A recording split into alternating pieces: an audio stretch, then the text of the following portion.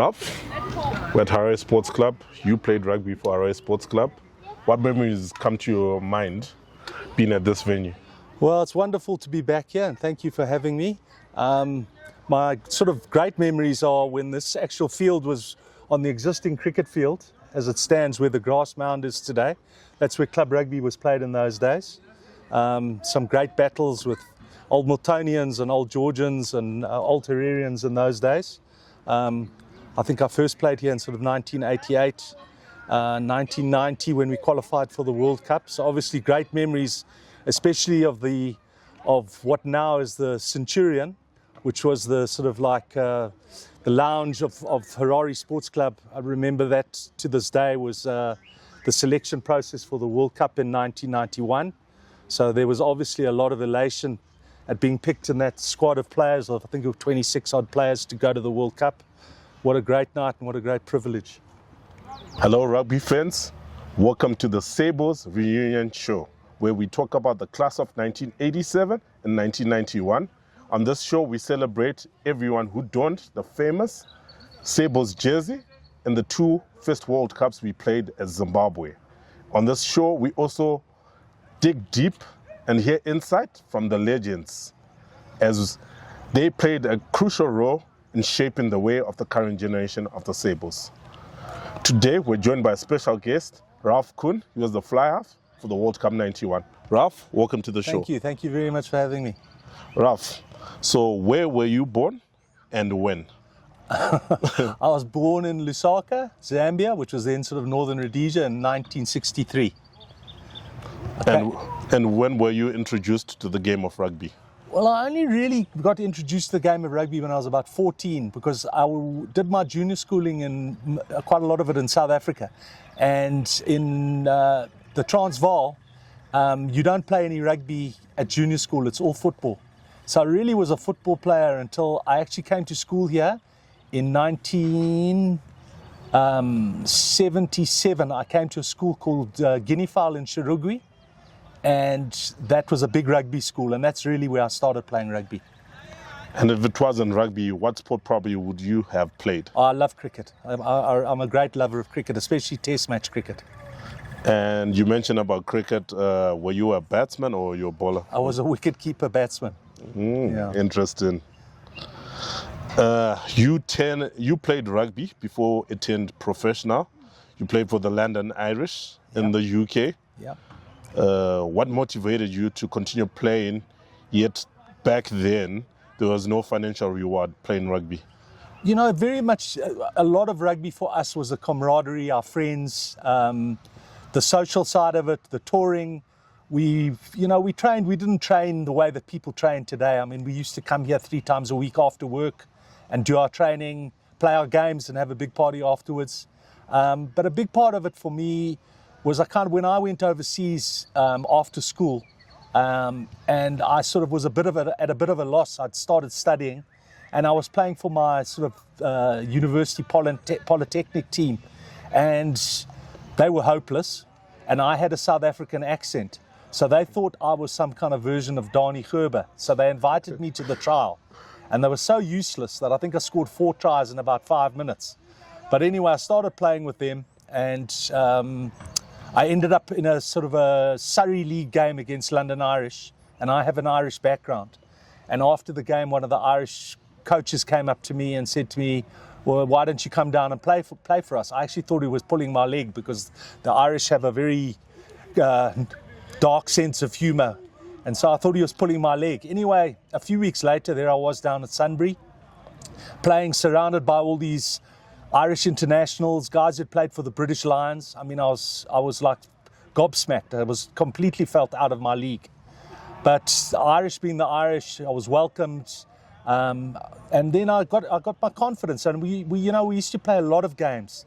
So in a season, I might play somewhere between 40 and 50 games a season.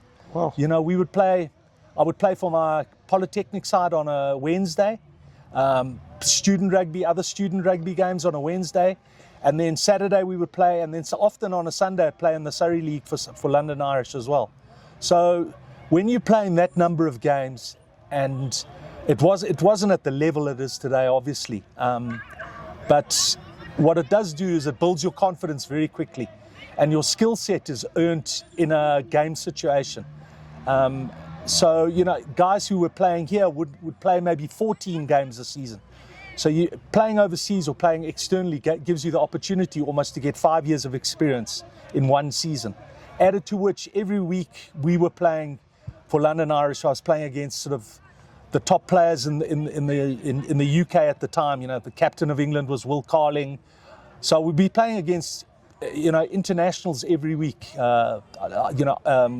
Playing with Irish internationals against Welsh, English, and Scottish internationals. And so, it gives you a confidence level that, you start off, you're very nervous, obviously. But then you get to a stage where, you believe you could play at the same kind of level, not necessarily at their level, but you could be competitive. And that gives you a lot of confidence, but then again, a lot of it was about the camaraderie and the friendships that I still have to this day, 40 odd years on. And locally, which clubs did you play for? Well, I get a bit of stick because I did play for a few, which was more circumstantial than anything. I played, when I left school, I played for Old Georgians. They were very good to me. When I came back from overseas for the qualifiers, I had a lot of friends here at Harari Sports Club, so I came to play for Harari Sports Club. Circumstances were such that there was a bit of competition for me the World Cup qualifying year, and I felt that I had to move somewhere else. So I went to play for Hararians, which was very lucky for me because when I arrived at Hararians, at the same time as I arrived there, guys like Chris Botha, Brenton Cattrall, Brian Curran, and of course Richard Simba all arrived there at the same time. And in that season, we had a very, very competitive side. We were unbeaten, and the bulk of those players ended up, luckily for me, in the World Cup squad. And you played back then where club rugby was very vast. There was a strong rugby culture and the farming community. What were your memories when you went to play the likes of your Beatrice, your Banket? Look, the thing about it with rugby is you have to have this sort of pyramid where guys can develop their skill set and their confidence at sort of a less competitive level, if you like. So the guys are not afraid to make mistakes. And the farming community, obviously Beatrice, Marandera, Mvuri, Banket, all those guys had teams. And obviously being farmers, they were all pretty fit. So they had a very good league, competitive league. And then obviously on top of that, we had the intercities where the top clubs, Harari Sports Club, Old Georgians and Old Hararians, their second team played in that first league, if you like. So that gave us a lot of depth. And club rugby in those days was very competitive. And we had a very good schools feeder system. Guys would go from St. George's would go to Old Georgians, PE boys would all go to Old Hararians to play. So you had this continuity of, guys who went from school straight into the club system, into a very competitive level. And we were very lucky. We also had a lot of fantastic ex-players who had played at a really high level who coached us. So we had the benefit of, guys who'd played in the Currie Cup, played for the Springboks. So, that gave us a great culture, rugby culture, that exists to this day.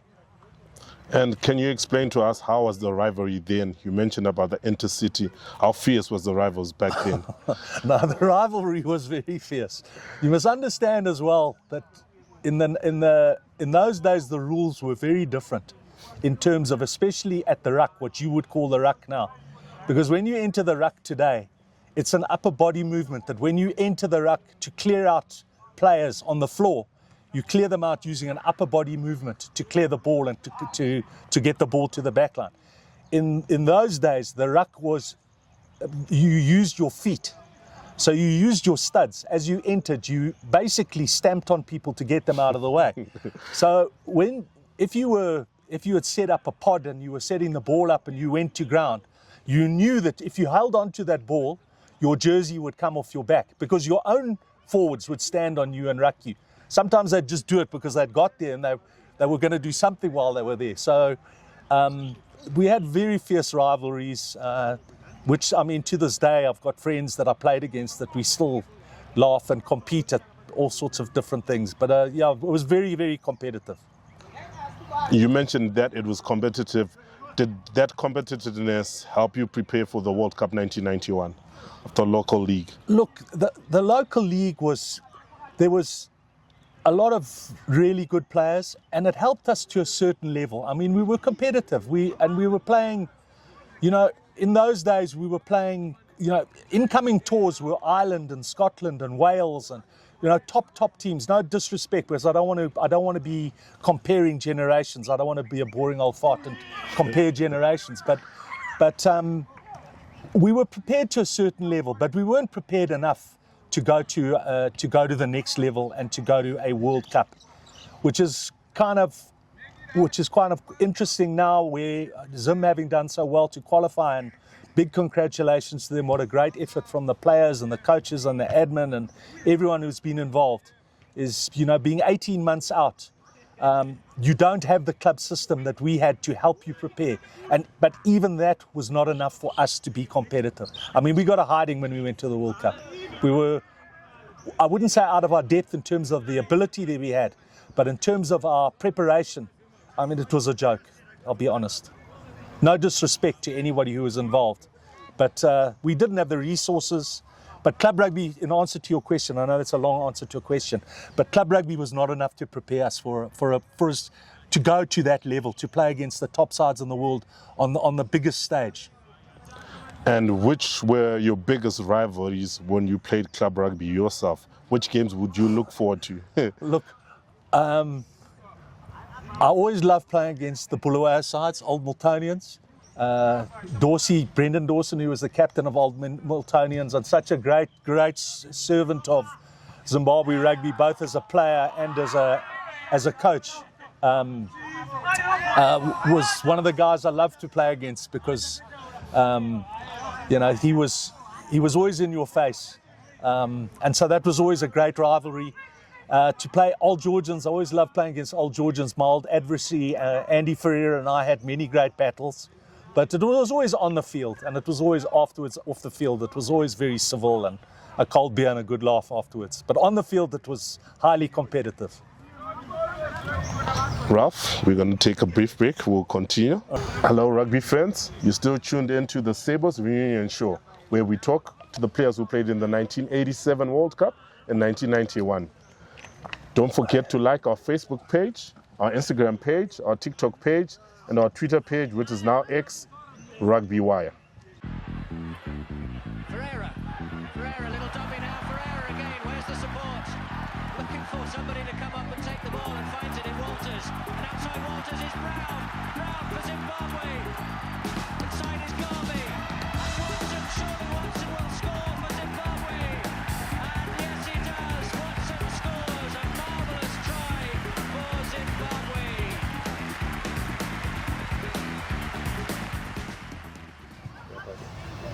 Hello, rugby fans. You're still tuned in to the Sables Reunion show, where we talk to the players who played in the 1987 World Cup and 1991. And we're still joined by the Sables fly half who played in the 1999 World Cup, Ralph Kuhn. Ralph, let's continue. You played in that famous qualification at Police Grounds in 1991. Tell us, how was the atmosphere there and how were the games? So, yeah, we played the Ivory Coast, Morocco and Tunisia in the qualifiers. It was all held at the Police Grounds. The first game was against the Ivory Coast. It was an absolute bloodbath. I can remember them coming in, flying into rucks, leaping in the air, jumping on guys. It was a brutal game. But we came through. You must understand, qualifiers like that are like finals. You know, you've got 3 finals. You can't afford to lose, because the big prize is sitting there at the end. You know, you've got to win games, and it doesn't matter how you do it. So it's not about flowing rugby. It's not about scoring tries. It's about turning pressure into points, kicking your goals, and getting a 3-0 win if it's necessary. That's all you wanted to do. So we did well against them. We played Morocco in the second game. We won that. I didn't play in the last game. I was left out for the last game. We played Tunisia, packed ground at the Police Grounds. Andy Ferreira had the game of his life.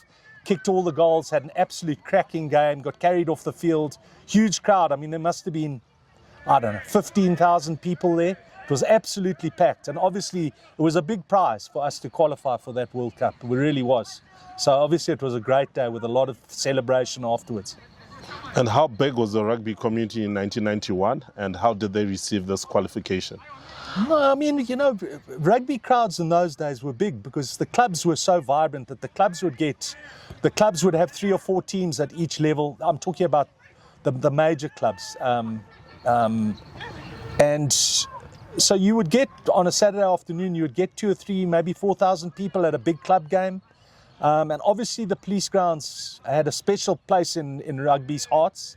And we had many great clashes there against, you know, many great touring teams came out. And it was hugely well supported. And, you know, so, and also, you know, schoolboy rugby was so strong in those days. So there was a big spillover from schoolboy rugby into the clubs and then into the international kind of sector. And can you take us your journey of the 1991 World Cup? Well, so unfortunately for me, I got injured in the first game at the World Cup. I snapped my cruciate ligament at the World Cup against Ireland, ironically, with playing against all my old teammates. So unfortunately, that was the end of my rugby career at that level. So after I retired, I came back to Zim and I coached Alterarians for 2 years. I helped coach Mashonaland, I helped coach Zim under 21. I helped a bit with the qualifying side in 1995 to try qualify in 95. And then I got a bit disillusioned, I'll be honest, with club rugby. And I was married then, and I had small children. And I got asked to coach at Prince Edward by then headmaster Clive Barnes. It's an absolute legend. Many PE boys, yourself included, would know Mr. Barnes would have suffered on to his cane, but a wonderful man. Anyway, he approached me and I went to PE and I coached the Tigers for 2 years, which I absolutely loved. It was an absolute privilege. Great group of young guys, hugely talented, played wonderful brand of rugby, great crowds, very enthusiastic crowds. So I did that for 2 years. And then after that, I spent 2 years at Old Georgians. And Brendan asked me to coach there. And again, what a great privilege. I loved doing that. It really was a fabulous time for me. And it's a bit ironic. I was once told as a younger player by one of my friend's fathers that I was unlikely to make it as a player, but I'd probably end up as quite a decent coach. So I think he was probably right. And what was the atmosphere like in that World Cup 1991? Look, it's an amazing experience, but it's over so quickly.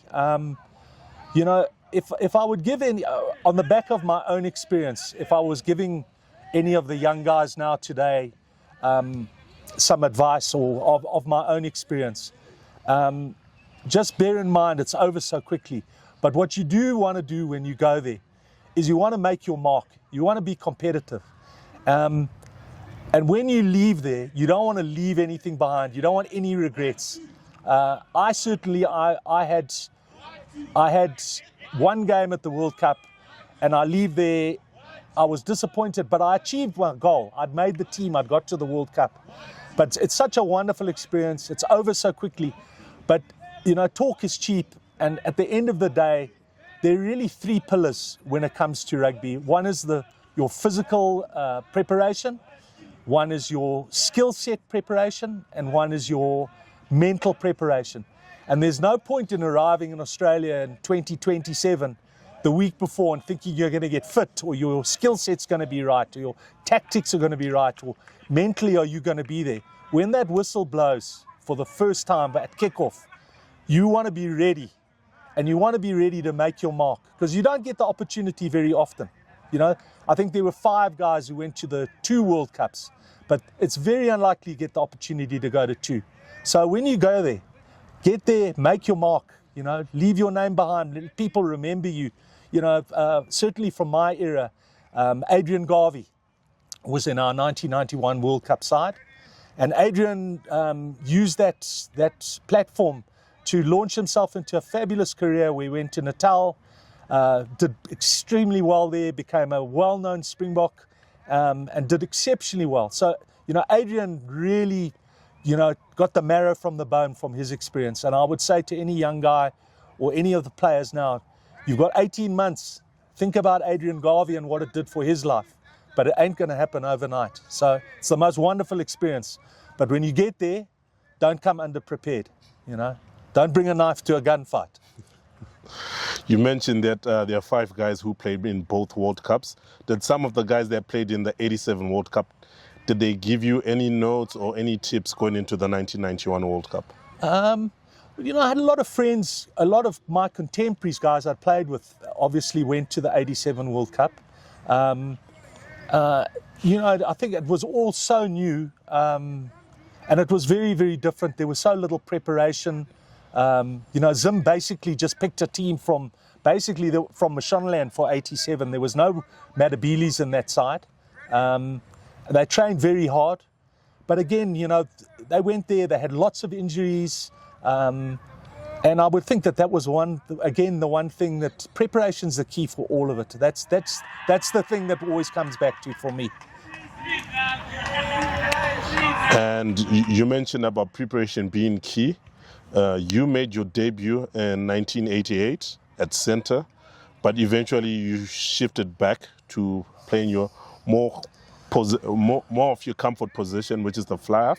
Did the coaches see you more for a utility back going into the 1991 World Cup? Look, my problem was I wasn't very quick, but I had good hands and I could kick. So I played a lot of centre overseas in the UK, but we had a very structured game of rugby, and I had a certain role within that team that I understood, and you played on a lot of soft ground. So your pace wasn't as important as on hard fields where you really get exposed if you're a bit of a cart horse like I was. So I understood what my strengths and weaknesses were, and I was realistic about where I was going to fit in. If I started again, I would actually have played. I think I would have played scrum half rather, because it would have suited me better to be closer in to the forwards. So you got to be realistic about what your abilities are and what your strengths and weaknesses are. There's no point in lying to yourself and thinking you can do things that you can't. You suffered a career-ending injury in that World Cup 1991. What did it do to you mentally and physically? Well, I think physically the first thing I did was I got a bit fat. But no, I think, it's very depressing. I mean, I had to go for an operation. I had a cruciate reconstruction. But, it's all about attitude, eh? Afterwards, I did other things. I ran marathons. I did triathlons. I've even done an Ironman. So, it opened doors. Your career ends as a sportsman at that level. And life goes on. There are other things that come along. It's a new chapter in your life. I had young children then. I was coaching. So there are other things that came along. But nothing ever replaces being a player and being in that team environment. There's nothing like that. It's a very special time of your life. It doesn't last forever. So make the most of it. And what do you remember the most in the few minutes you played in that game? You know what? I woke up on the Saturday morning and I was very nervous. We were in Dublin, and I know Dublin reasonably well because I've got lots of family from that part of the world. And I woke up early. I think the kickoff was 3 or 4 o'clock. And I remember I got up and I went for a walk, and I was very nervous. And then it just sort of like I had a bit of an epiphany where I just said to myself, you know what? There's no need for me to be nervous, because this moment is what I've trained for. This is what I sacrificed for. This is what I came back from Europe for. I gave up other opportunities to cut. This is what I came to do. And when I get out there, I want to make the most of it. And I'll be honest with you, I went out and I only played for 18 minutes. But in that 18 minutes, I did not put a foot wrong. Everything just clicked for me. I just felt so confident. I felt so comfortable. I mean, we got a bit of a hiding, and I can't say, that I made a huge impression on the game, but everything I did from my own perspective, I was in a zone, I was ready, I was in the moment, and I'd done everything I needed to do to be there and to be competitive. God works in funny ways, so what He gave me, He took away, but you learn a lot about those things, And Ralph, we're going to continue. We're going to take another break. Rugby friends, you're still tuned into the Sables Reunion show, where we talk to the class of 1987 and 91, and we discuss everyone who donned that famous jersey in the 2 World Cups we have played before as the Sables. See you after these messages.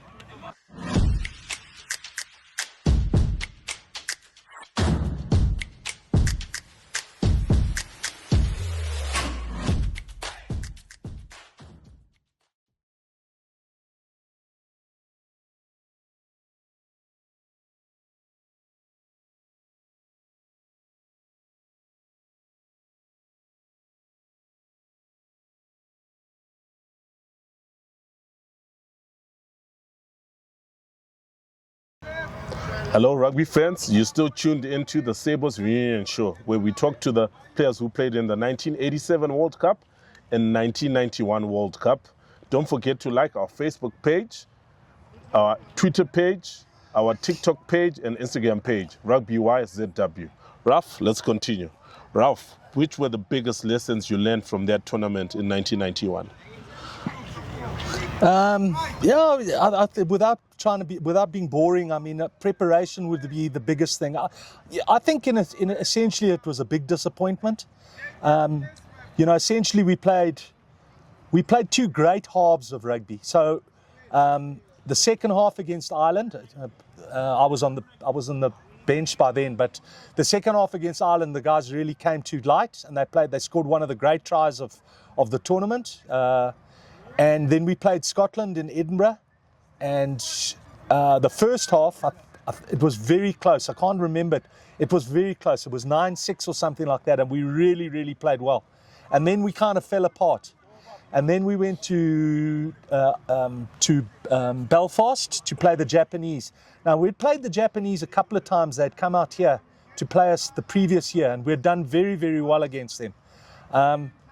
But I by then had been co-opted onto the sort of the coaching panel, and I'd become sort of an assistant coach because of my injury.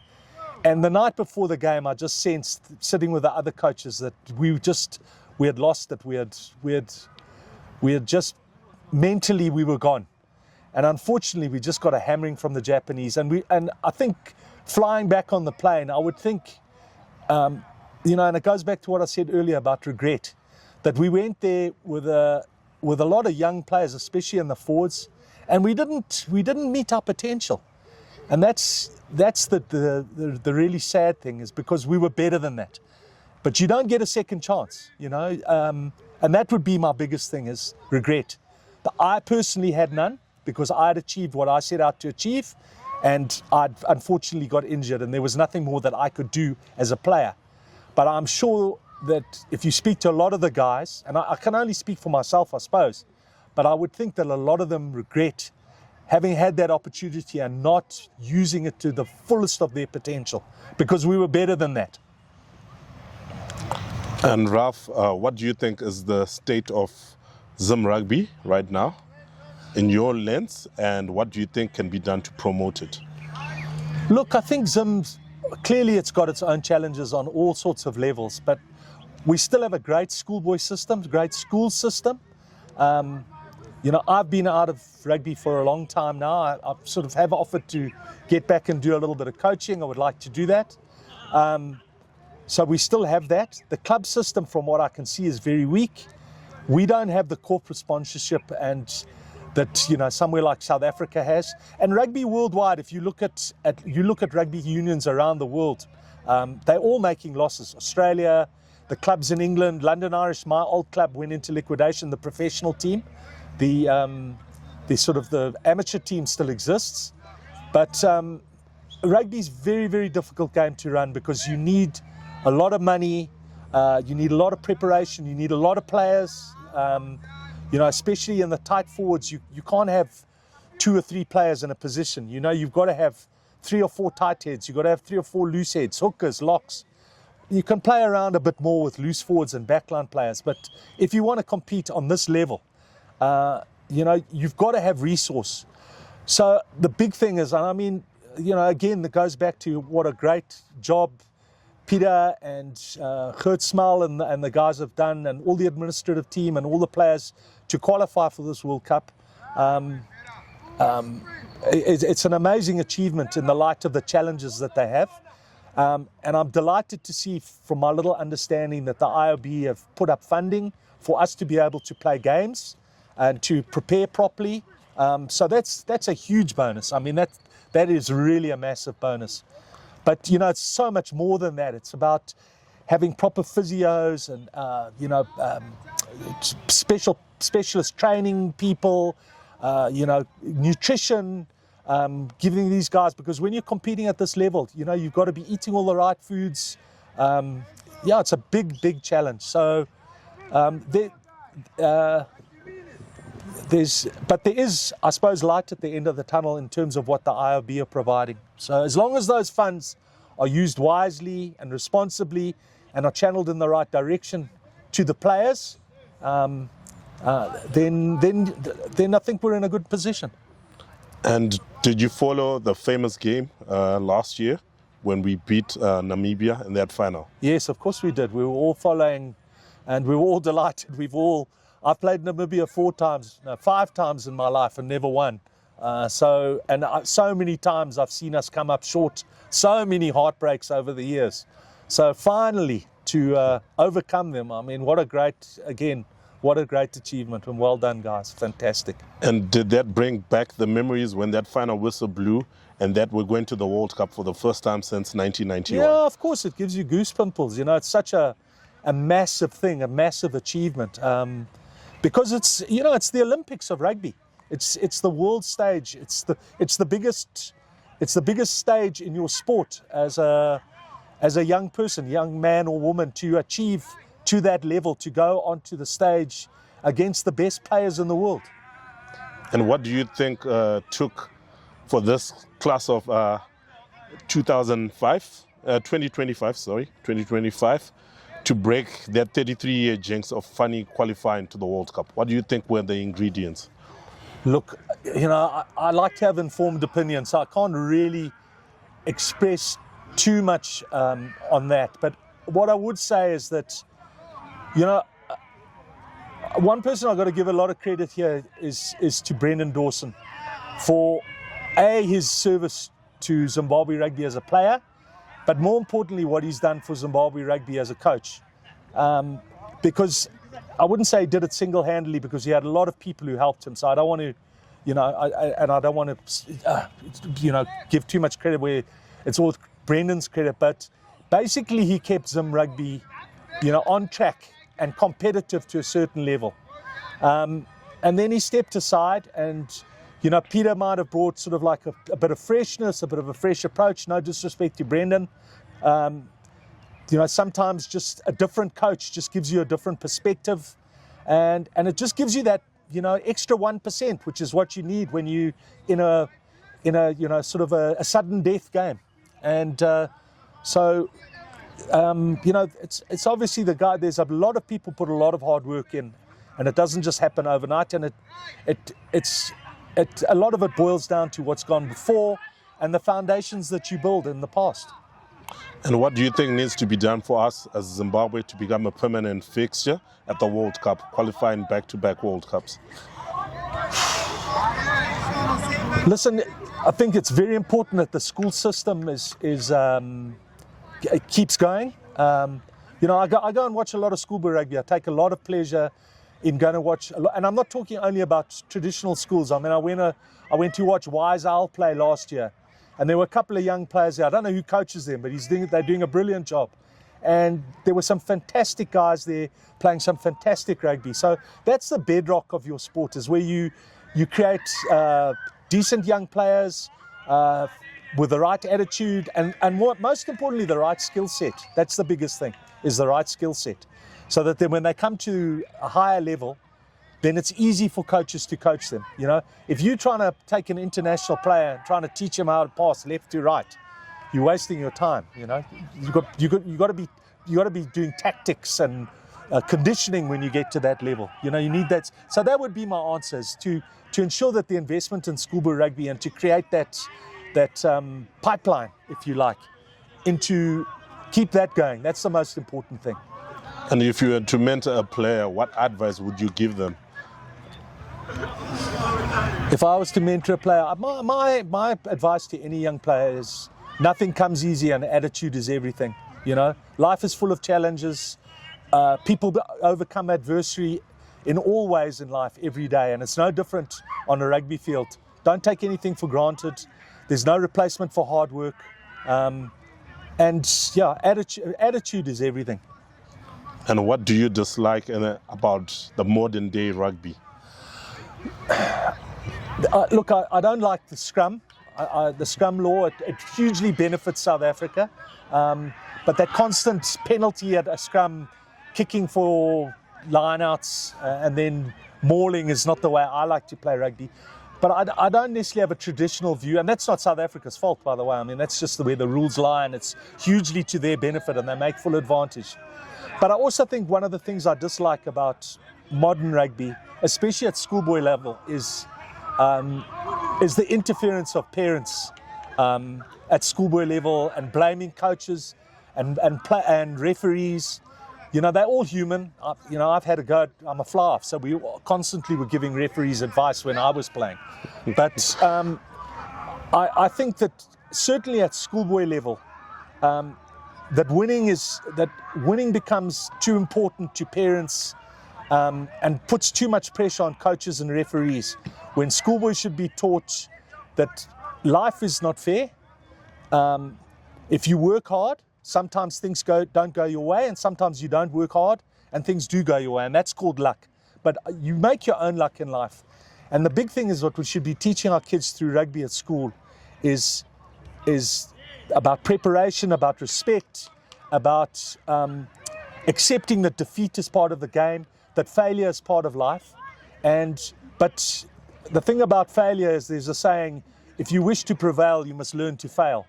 And I think that's a big bugbear that I have, especially at schoolboy level, where winning becomes a preoccupation when it's not actually the objective of what people should be playing the game for. And what do you miss about rugby during your playing era? Well, I miss being a bit fitter and having knees that work. But what mostly I miss the camaraderie and the friendship and the competitiveness of it. I mean, we love the competitiveness of it, the excitement, the smell of deep heat before the game, getting ready in the change room, running out on the field, big crowds, and enjoying the success with your mates. There's nothing quite like that. And what advice would you give for the class of 2027 who are going to the World Cup for the first time? I would say to them, don't underestimate the challenge that is in front of you. Meet that challenge head on. It's a massive opportunity to show what you're made of as an individual. You're playing a team sport. But, I was very lucky to have a physics teacher at school, a guy called Joe Muller.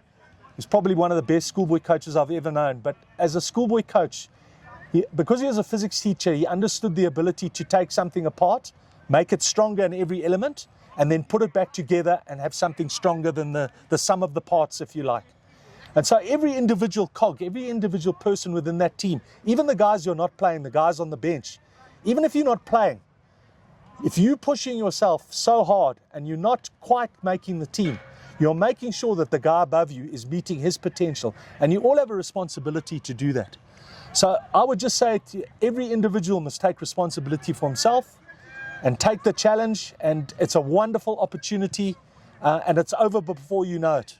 And by doing it that way, make sure that you have no regrets at the end of the day. And just bringing it more personal, what are you involved? You're no longer coaching or playing. What are you doing in your personal life? I'm still involved here in some business things. I've got some involvement in a distribution business with some partners up in Vic Falls, which is very exciting. And I'm involved in some small property things. And I'm looking at one or two other opportunities in Zim. It's very nice to be back here. I was away a while educating my kids. It's a great country. I have a great love for it. And I would love to see Zim meeting its own potential. And on behalf of the class of 1991, what are your parting words to the rugby community as a whole, or administrators out there in Zimbabwe? Yeah, I would like to thank the class of 1991 for giving me the opportunity to go to a World Cup. I mean, there's only 52 Zimbabweans in the history of rugby have been to a World Cup. So, it's an immense privilege. And it's great to see that tradition has been upheld and that it's moving forward. And just take it forward and carry it forward and hand that green and white jersey over to the next generation, better than we left it. Ralph, it's been a pleasure. Thank you. Thanks for sharing your time with us. Thank you. It's been great. Thank you very much. This has been the Sables Reunion Show, where we talk to the class of 1987 and 1991, the famous legends who set the platform for the current generation. I hope you enjoy this show. I've been your host, Brian Matamba.